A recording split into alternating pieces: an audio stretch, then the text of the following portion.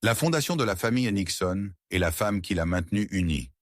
Il y a des femmes dans l'histoire américaine dont les noms restent dans les mémoires principalement en lien avec l'histoire de quelqu'un d'autre. Pat Nixon est l'une d'entre elles. Des décennies de couverture médiatique, des milliers de photographies, et elle est toujours le plus souvent décrite comme la femme qui se tenait aux côtés de Richard Nixon, calme, loyale, souriante face à des épreuves qui auraient brisé la plupart des gens. Mais l'histoire que presque personne ne raconte est ce qui est arrivé aux deux filles qu'elle a passé sa vie à protéger. Deux filles élevées au sein de l'une des familles politiques les plus turbulentes du XXe siècle, qui ont grandi pour mener des vies très différentes. L'une définie par un silence délibéré, l'autre par le poids d'être la défenseuse la plus visible de son père pendant la pire crise de l'histoire présidentielle. Et entre les deux, une querelle fraternelle pour des questions d'argent que presque personne n'avait vu venir. Première partie. Pat Nixon et le monde qu'elle a construit pour ses filles. Thelma Catherine Ryan est née le 16 mars 1912 à Ely, dans le Nevada, fille d'un mineur et d'une fille de fermier. Son père l'appelait son bébé de la Saint-Patrick au matin, et le surnom de Pat lui est resté pour le reste de sa vie. Elle a grandi à Artesia, en Californie, où son père avait déménagé la famille pour s'essayer à l'agriculture. La vie y était dure et sans fioriture, le genre d'enfance qui laisse une personne avec soit de l'amertume, soit de la résilience. Et dans le cas de Pat, cela lui a laissé le genre de résilience qui confinait à l'indestructible, ou du moins, qui en avait l'air jusqu'à ce que ce ne soit plus le cas. Lorsque sa mère est décédée d'un cancer en 1925, Pat avait 13 ans. Elle est devenue, sans cérémonie ni préparation, la personne chargée de faire tourner la maison. Cuisiner, nettoyer, gérer ses deux frères aînés. Elle a tout absorbé sans se plaindre, ce qui allait devenir le mode d'endurance qu'elle conserverait dans chaque chapitre difficile qui a suivi. Lorsque son père est mort de la tuberculose en 1930, elle avait 18 ans et se retrouvait complètement livrée à elle-même. Elle a financé ses études à l'Université de Californie du Sud, en cumulant plusieurs emplois simultanément. Dactylographie, travail en pharmacie, manipulatrice en radiologie, vente au détail. Elle a obtenu son diplôme avec mention en 1937 avec une spécialisation en marchandisage, ce qui constituait en soi une orientation académique inhabituelle pour une femme de son époque. Elle a accepté un poste d'enseignante à la Whittier High School en Californie, a rejoint une troupe de théâtre amateur et, en 1938, s'est retrouvée assise à une table face à un avocat fraîchement diplômé nommé Richard Nixon, qui lui a annoncé pratiquement sur le champ qu'il avait l'intention de l'épouser. Il lui a fallu 2 ans de poursuites acharnées pour concrétiser cette annonce. Ils se sont mariés le 21 juin. Pat Nixon n'est pas tombée par hasard dans la vie politique. Elle y a été entraînée par un mari dont l'ambition était énorme et dont le besoin de sa présence en campagne électorale était réel. Elle a fait campagne à ses côtés lorsqu'il s'est présenté au Congrès en 1946, effectuant des recherches sur son adversaire, rédigeant et distribuant des documents de campagne, gérant la mécanique de l'opération avec la même compétence pratique qu'elle avait apportée à tous les emplois qu'elle avait occupés. Elle était là pendant la course au Sénat, pendant la vice-présidence sous Eisenhower, pendant la douloureuse défaite présidentielle de 1960 face à John Kennedy, une défaite si serrée et si contestée qu'elle a laissé dans toute la famille des blessures qui ne se sont jamais complètement refermées. Et pendant la course au poste de gouverneur de Californie en 1962, qu'elle avait activement espéré le voir perdre, afin qu'il puisse enfin se retirer de la vie publique. Il a perdu cette élection, et sa célèbre conférence de presse qui a suivi, au cours de laquelle il a dit aux journalistes qu'il n'aurait plus Richard Nixon comme souffre-douleur, a semblé confirmer ce que Pat avait espéré, que la carrière politique était terminée. Ce n'était pas le cas. Elle était là à travers tout cela, souriant pour les caméras d'une manière que les observateurs notaient parfois comme étant si implacablement maîtrisée qu'elle semblait presque au-delà de la nature humaine.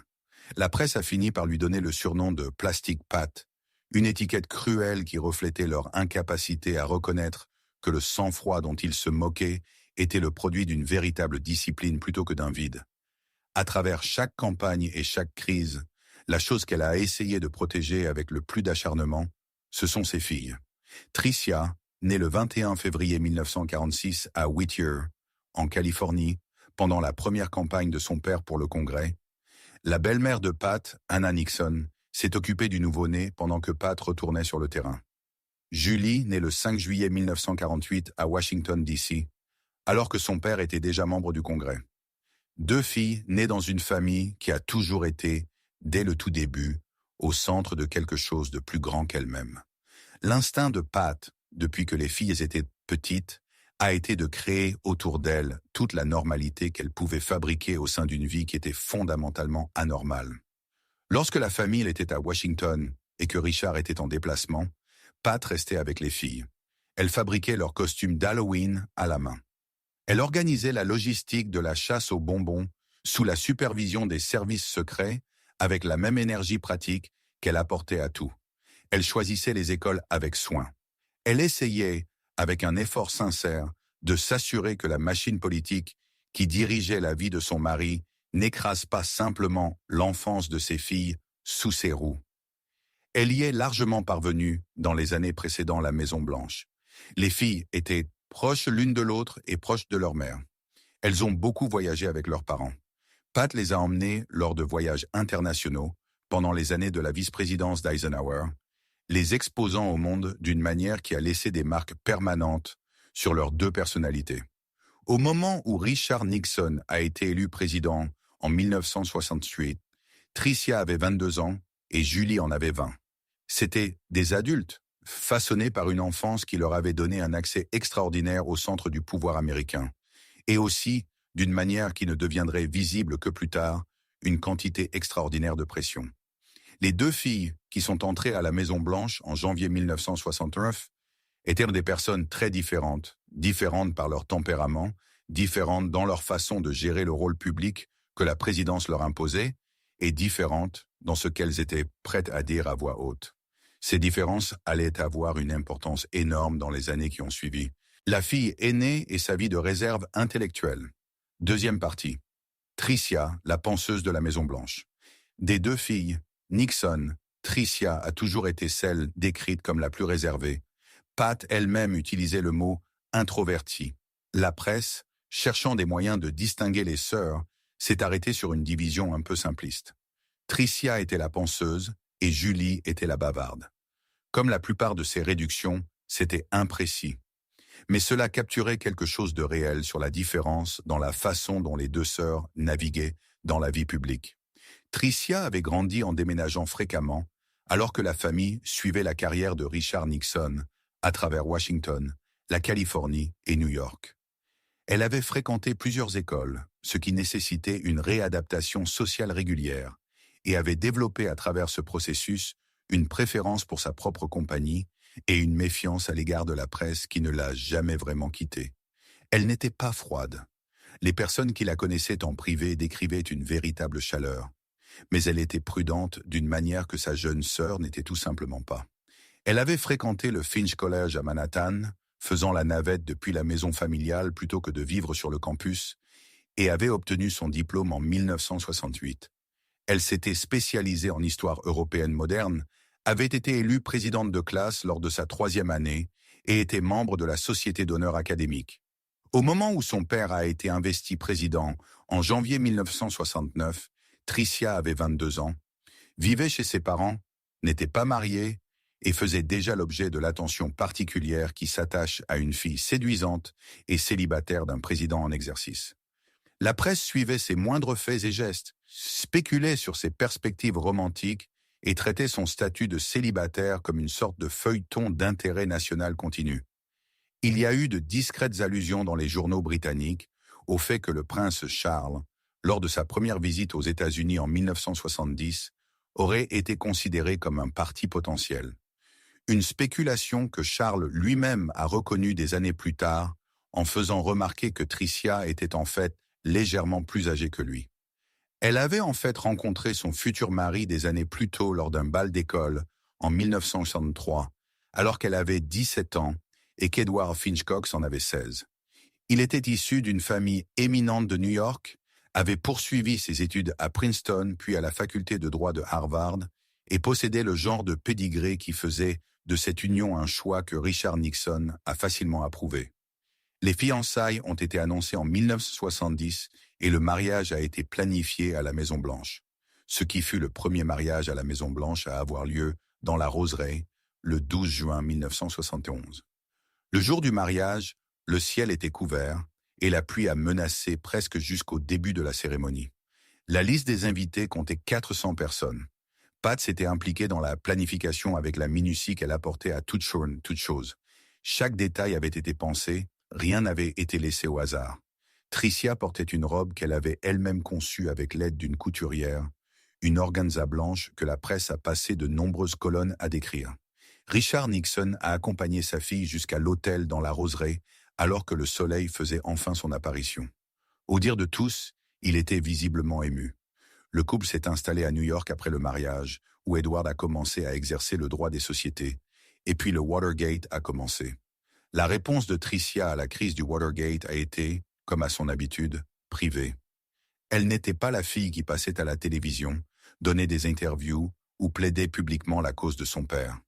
Elle faisait la navette entre New York et Washington, aussi souvent qu'elle le pouvait, pour être avec ses parents.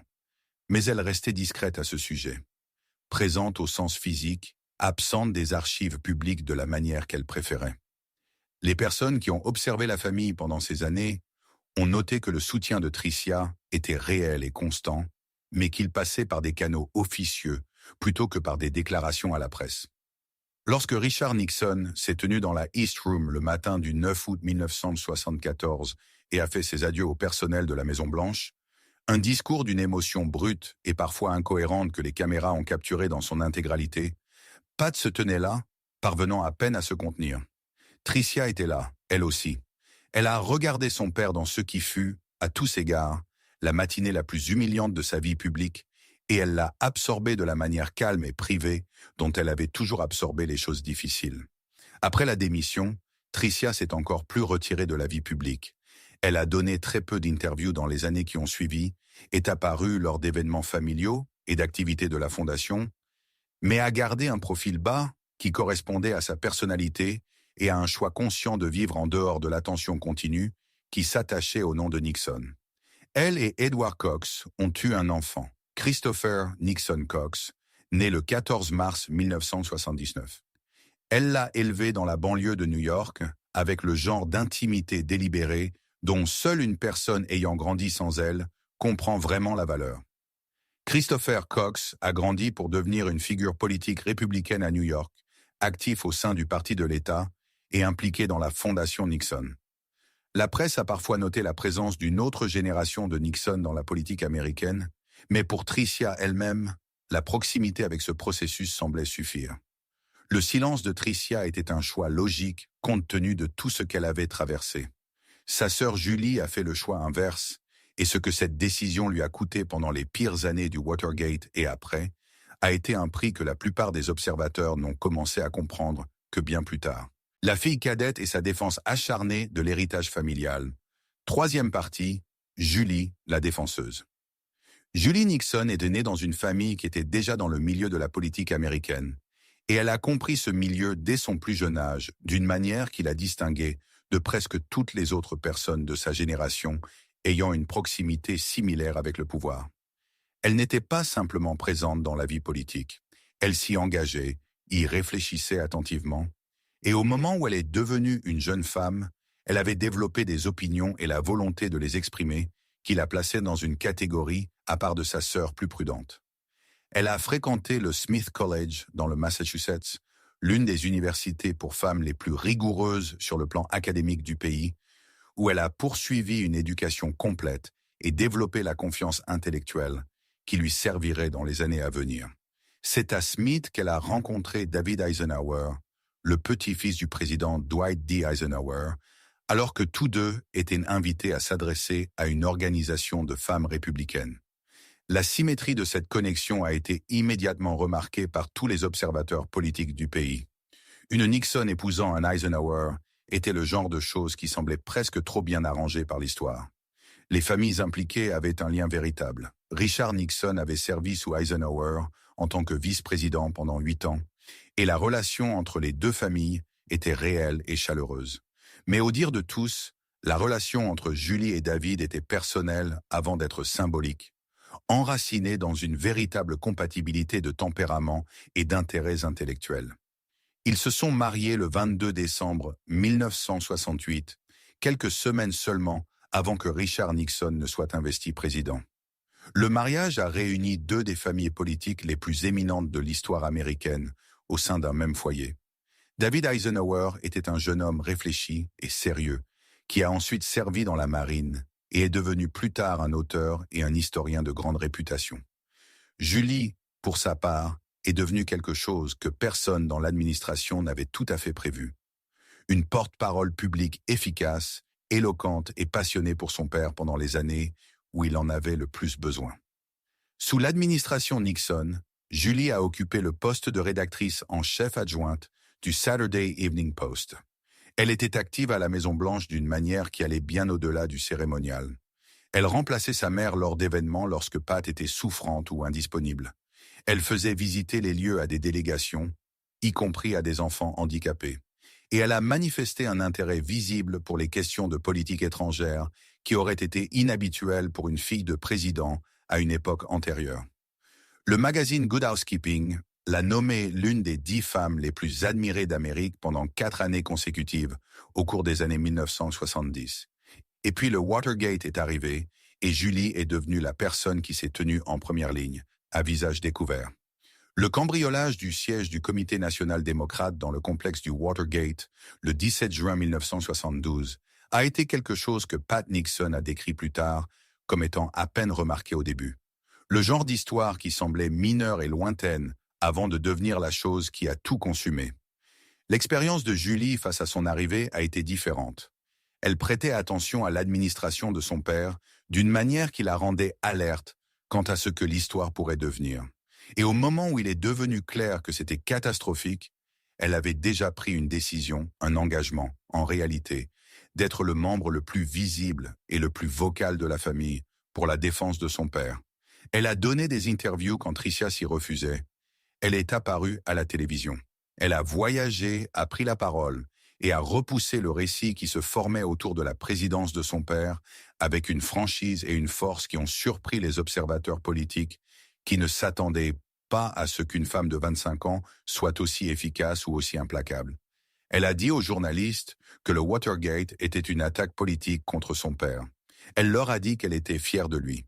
Elle a maintenu en public des positions qui étaient de plus en plus difficiles à défendre à mesure que les preuves s'accumulaient, et elle les a maintenues parce qu'elle y croyait.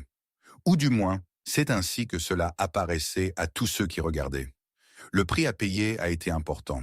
La cérémonie de remise des diplômes de Julie au Smith College a été annulée en raison de menaces de manifestations anti-guerre. Une victime du climat politique plus large qui avait fait du nom de Nixon un paratonnerre. Elle a travaillé dans une atmosphère de surveillance et de critique constante dirigée non seulement contre son père, mais par association contre quiconque le défendait publiquement. Elle a écrit plus tard que son père, pendant cette période, se tournait vers sa famille lors de chaque crise et que le Watergate n'était que le plus grand exemple d'un schéma qui avait toujours existé. Lorsqu'il est devenu clair que la démission de son père était inévitable, que les enregistrements avaient capturé des preuves qui rendaient sa position intenable, Julie l'aurait exhorté à se battre plutôt qu'à démissionner.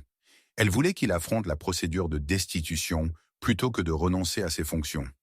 Richard Nixon a fait un choix différent.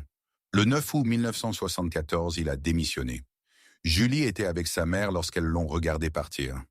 Elle a été avec sa mère dans les années qui ont suivi, lorsque le retrait de Pat Nixon de la vie publique est devenu total et que sa santé a commencé à se détériorer. La démission a marqué la fin de la présidence, mais ce n'était pas la fin de ce que les filles Nixon portaient. Les années qui ont suivi, les accidents vasculaires cérébraux de leur mère, la lente réhabilitation de leur père aux yeux du public, et finalement une dispute entre les deux sœurs qui a éclaté au grand jour, ont raconté leur propre histoire sur ce que coûte réellement une vie au centre d'une catastrophe politique américaine. La chute du pouvoir et le déclin physique de l'ancienne première dame quatrième partie, les conséquences. Le déclin de Pat et ce qu'il a coûté. Les Nixon ont quitté la Maison-Blanche le 9 août 1974 et se sont envolés pour la Californie. Ils se sont installés à la Casa Pacifica, le domaine de San Clemente sur la côte du Pacifique, Et Pat Nixon a disparu de la vie publique avec une telle radicalité que cela a frappé même les personnes qui s'attendaient à ce qu'elle se retire. Elle n'a donné aucune interview. Elle a refusé de siéger au conseil d'administration d'œuvres caritatives. Elle ne voyait pas ses amis.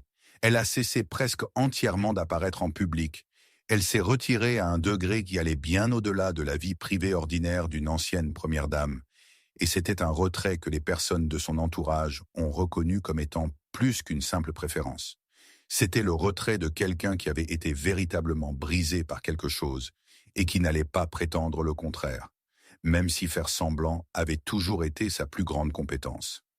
Les années passées à sourire devant les caméras qui enregistraient son angoisse, la nuit des élections de 1960, le matin de la démission dans la East Room, l'hélicoptère décollant de la pelouse sud s'était accumulé en quelque chose qui ne pouvait plus être absorbé par la seule discipline.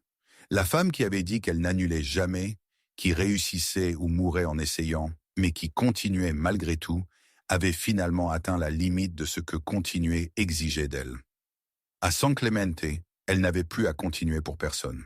Elle avait dit à Julie, à un moment donné pendant ou après la démission, que le Watergate était la seule crise qu'il avait jamais vraiment brisée.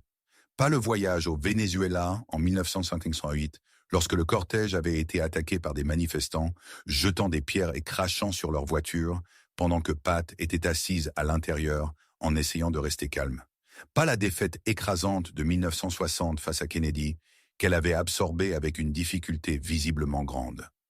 Pas aucune des humiliations antérieures, la controverse du discours de Chequers, les années interminables de campagne pour un mari dont la carrière exigeait tout. Le Watergate était différent. Elle avait dit à sa fille qu'elle savait qu'elle ne vivrait jamais assez longtemps pour voir la réhabilitation. Elle avait raison sur ce point. Le 7 juillet 1976, 2 ans après la démission, Pat Nixon a subi un accident vasculaire cérébral à la Casa Pacifica. C'était grave.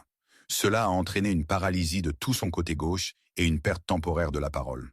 La convalescence qui a suivi a été longue et épuisante. Elle l'a décrite plus tard comme la chose physique la plus difficile qu'elle ait jamais faite. Et elle a suffisamment récupéré pour retrouver l'entière liberté de ses mouvements. Mais la guérison n'a pas été complète au sens profond. Elle était ralentie, elle était plus fragile. Et Richard Nixon a plus tard fait un lien qui était impossible à vérifier, mais impossible à rejeter entièrement. Que l'AVC était survenu 3 jours après que Pat eut lu The Final Days, le récit de Bob Woodward et Carl Bernstein sur les dernières semaines de la présidence Nixon, un livre dont le portrait de Richard Nixon et de la famille pendant ces derniers jours était dévastateur. Les 2 filles ont été profondément affectées par l'AVC de leur mère. Tricia, déjà engagée dans une vie privée à New York, a multiplié ses visites à ses parents. Julie, qui vivait avec David dans la région de Philadelphie pendant qu'il servait dans la marine et poursuivait plus tard ses études supérieures, est restée aussi présente qu'elle le pouvait. L'expérience de voir Pat se remettre de son AVC avec la même détermination inébranlable qu'elle avait apportée à chaque chose difficile auparavant a été, selon leur récit ultérieur, l'une des expériences formatrices de leur vie d'adulte. Les Nixon ont déménagé à New York en 1979 dans une maison de ville sur la 65e rue Est à Manhattan, en partie pour se rapprocher de Tricia et Christopher. Ils ont de nouveau déménagé en 1981 dans une maison à Saddle River, dans le New Jersey, qui offrait plus d'espace et les mettait à proximité des 2 filles et de leur famille grandissante. Julie a eu 3 enfants, Jenny, Alexander et Melanie, et Tricia a eu Christopher. Les petits-enfants ont apporté à Richard et Pat une véritable joie dans une période qui en comptait très peu. Pat a subi un 2e AVC en 1983, plus léger, mais une étape supplémentaire dans la détérioration de sa santé que les années depuis 1974 avaient accéléré. Elle a subi une intervention chirurgicale en 1987 pour retirer une petite tumeur cancéreuse de sa bouche. Elle a subi des hospitalisations répétées à la fin des années 1980 et au début des années 1990 pour des problèmes respiratoires.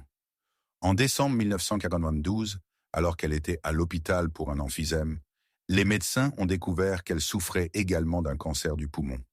Elle avait été une fumeuse en privé pendant la majeure partie de sa vie d'adulte, une chose qui n'était pas connue du public lorsqu'elle était première dame, alors que son image était celle d'une bienséance calme et contrôlée. Le cancer, une fois découvert, a progressé rapidement. Pat Nixon est décédé le 22 juin 1993 à l'âge de 81 ans. Richard Nixon, Tricia et Julie étaient tous avec elle. La veille, jour de leur 53e anniversaire de mariage, elle avait été suffisamment éveillée pour regarder les cartes d'anniversaire et les fleurs qui étaient arrivées pour l'occasion. La famille s'est assise avec elle. Elle a sombré dans le coma ce soir-là, doucement, de la manière dont les personnes qui ont passé leur vie à absorber les difficultés en silence ont tendance à partir. Elle est décédée aux premières heures du matin.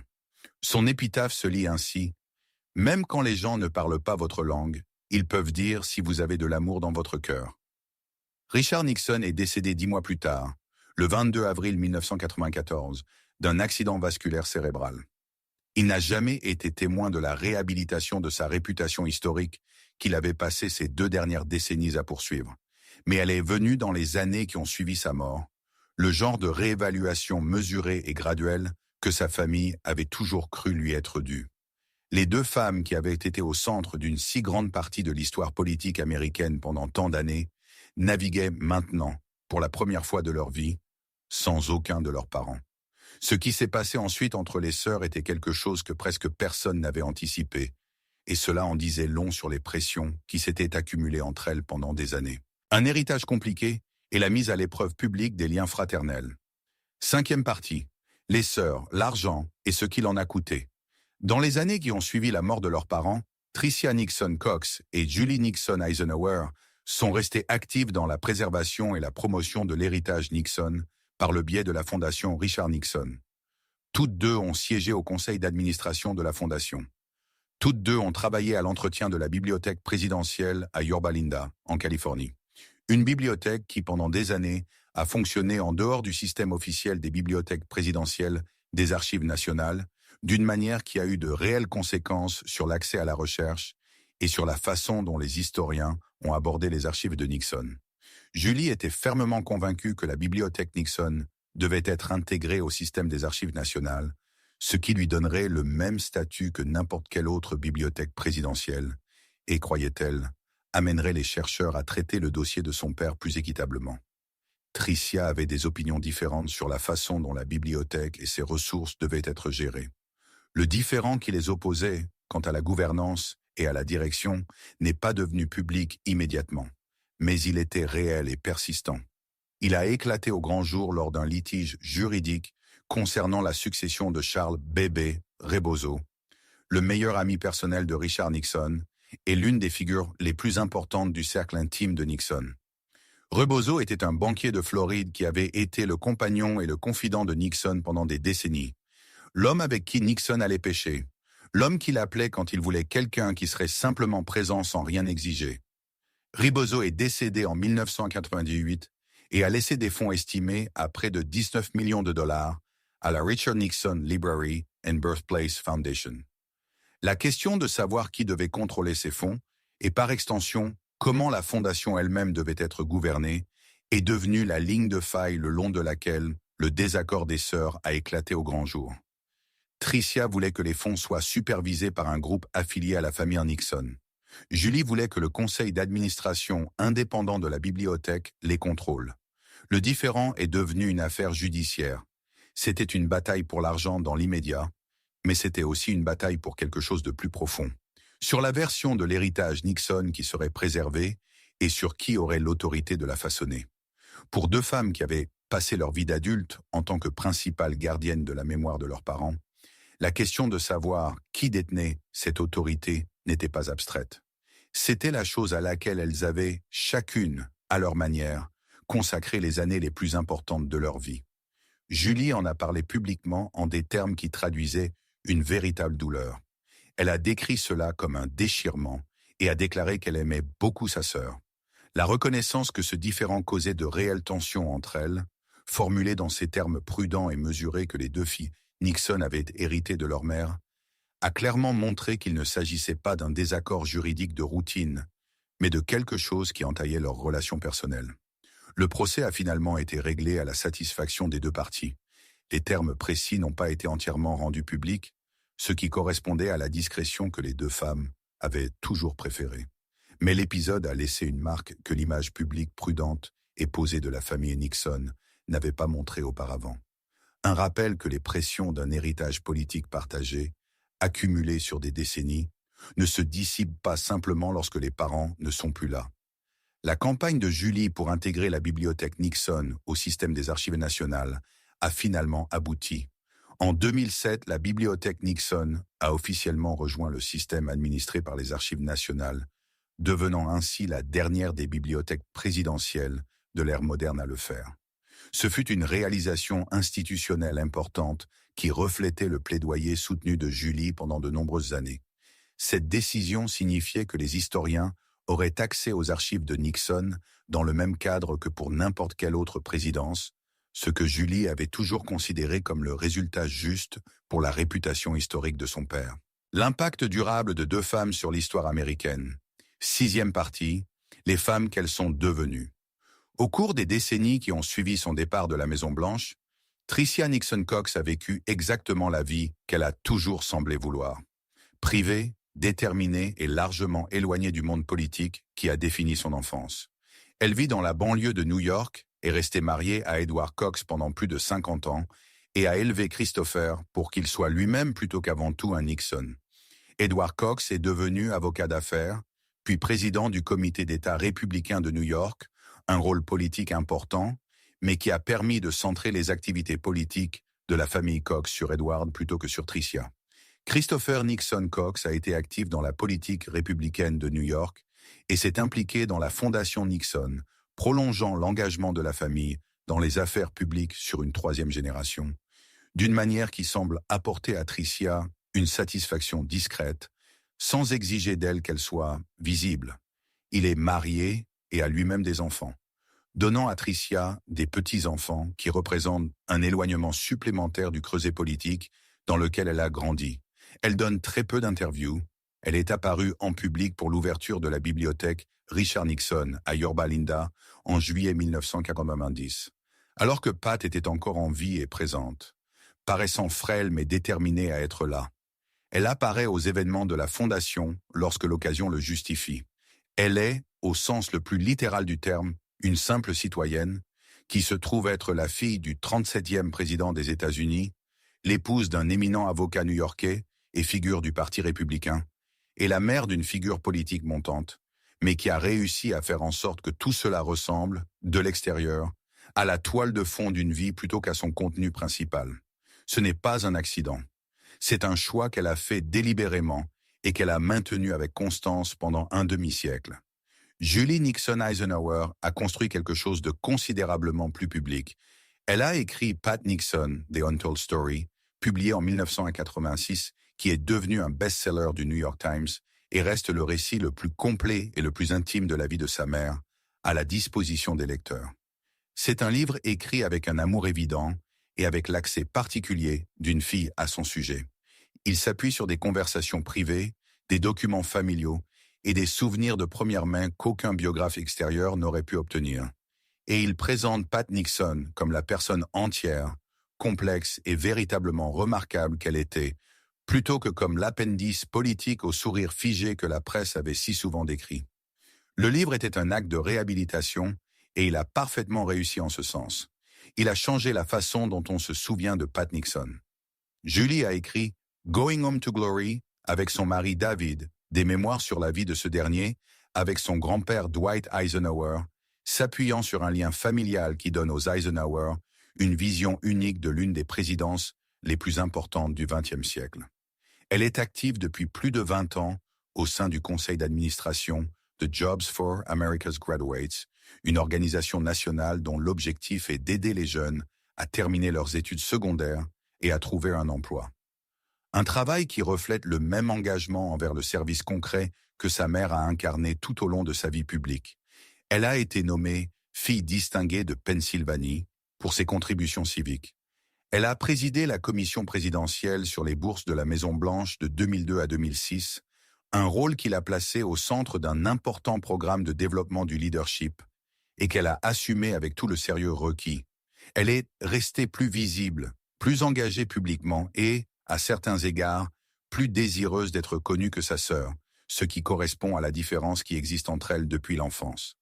Elle est toujours décrite, dans les portraits qui lui sont occasionnellement consacrés, comme l'un des défenseurs les plus efficaces et les plus dévoués que son père ait jamais eu.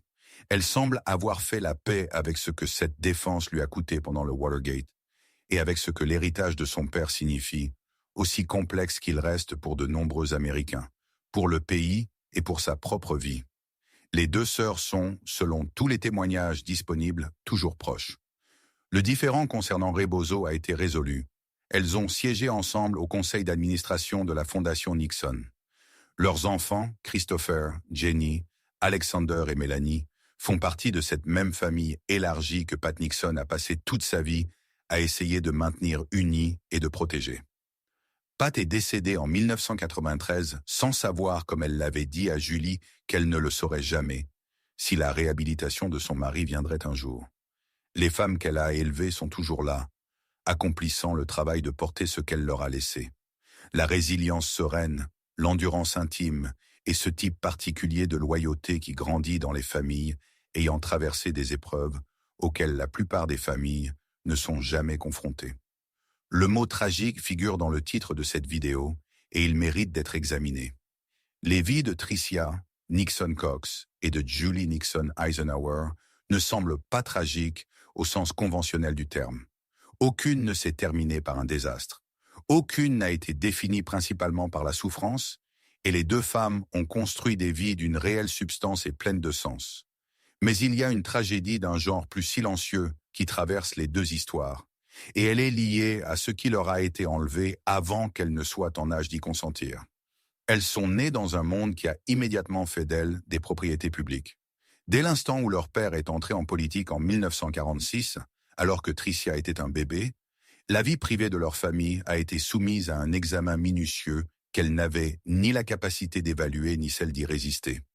Elles ont grandi en comprenant que leur comportement se répercutait sur la carrière de leur père, que leur apparence était surveillée, que leur vie sociale faisait l'objet de reportages et que le processus normal de l'adolescence, consistant à faire des erreurs et à en tirer des leçons en privé, ne leur était tout simplement pas accessible.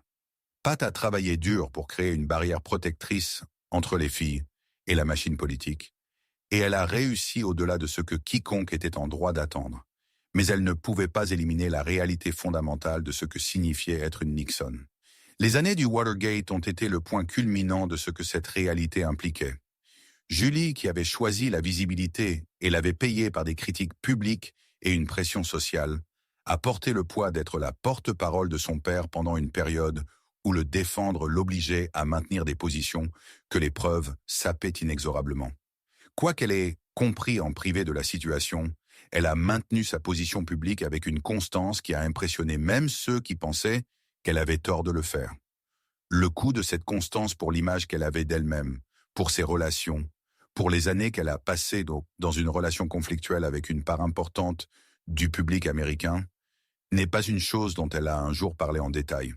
Tricia, qui a choisi le silence et l'a payé d'une manière différente, par cette invisibilité qui devient sa propre forme d'effacement, a porté le poids de savoir tout ce qui se passait et de choisir de ne pas s'y impliquer publiquement. Ce silence était protecteur, mais la protection a ses propres coûts. On peut se protéger de l'attention publique sans pour autant échapper totalement à l'expérience. Et l'expérience de voir la présidence de son père s'effondrer et sa mère se briser sous le poids de celle-ci est une chose que Tricia a absorbée dans des pièces privées où les caméras ne sont jamais entrées. Quoi que l'on puisse dire d'autre sur le sort des filles de Pat Nixon, une chose est vraie, elles ont survécu. Elles ont construit de vraies vies. Elles l'ont fait dans la longue ombre de l'un des héritages les plus contestés de l'histoire politique américaine, avec les caméras devant lesquelles elles avaient grandi se tournant encore occasionnellement vers elles, et elles l'ont fait avec quelque chose de très proche de la grâce que leur mère leur avait montrée, en exemple tout au long de 53 ans de mariage, avec l'un des hommes les plus turbulents du XXe siècle. Si cette histoire a changé votre façon de voir les sacrifices silencieux faits dans les coulisses de l'histoire, n'hésitez pas à vous abonner et à aimer notre chaîne. Nous nous consacrons à la découverte des vérités personnelles que le temps a essayé d'enterrer. Rejoignez-nous alors que nous continuons à explorer les héritages qui ont façonné notre monde.